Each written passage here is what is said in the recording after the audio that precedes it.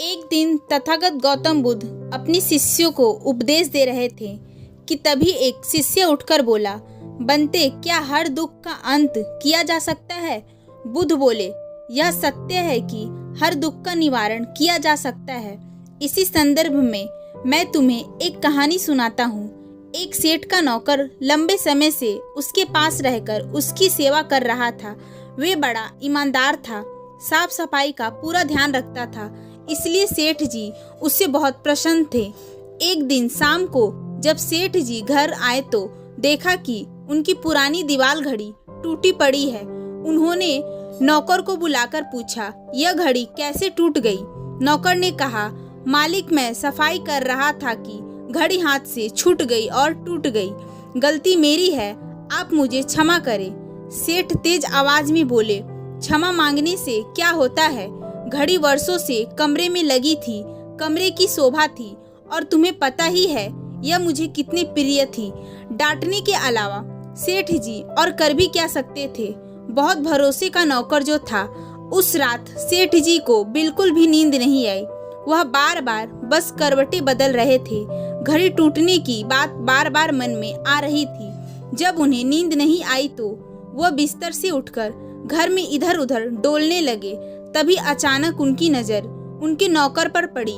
वो खर्राटे ले रहा था। उससे सेठ जी को और भी अधिक दुख हुआ।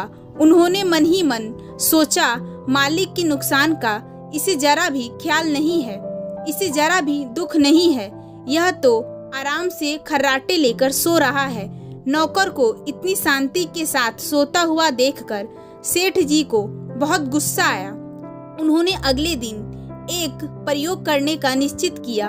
अगले दिन नौकर ने जब अपना सारा काम खत्म कर लिया तो शाम को सेठ जी ने उसे बड़े प्यार से बुलाया और कहा, देखो कल नुकसान हो गया था, इससे मैं बहुत गुस्से में था, इसी से मैंने तुम्हें डांट दिया था, पर ये तो कल की बात थी।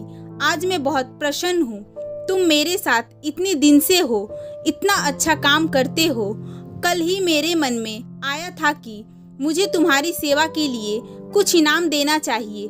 सोचता हूँ कि क्यों ना यह घड़ी ही दी जाए, पर क्या करे, वह तो तुम्हारे हाथ से टूट गई। यदि नहीं टूटी होती तो वे आज तुम्हारी होती। यह कहकर सेठ तो उस रात बड़े आराम से सोया था, पर नौकर सारी रात करवटें बदलता रहा।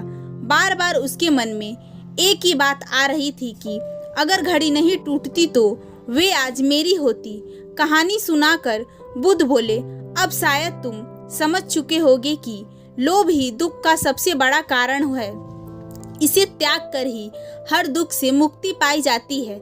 जब उस घड़ी का संबंध उस सेठ के साथ जुड़ा हुआ था, तब उसके टूटने का दुख उस सेठ को ही हुआ, क्योंकि सेठ के मन में उस घड़ी को लेकर लालच, लोभ था।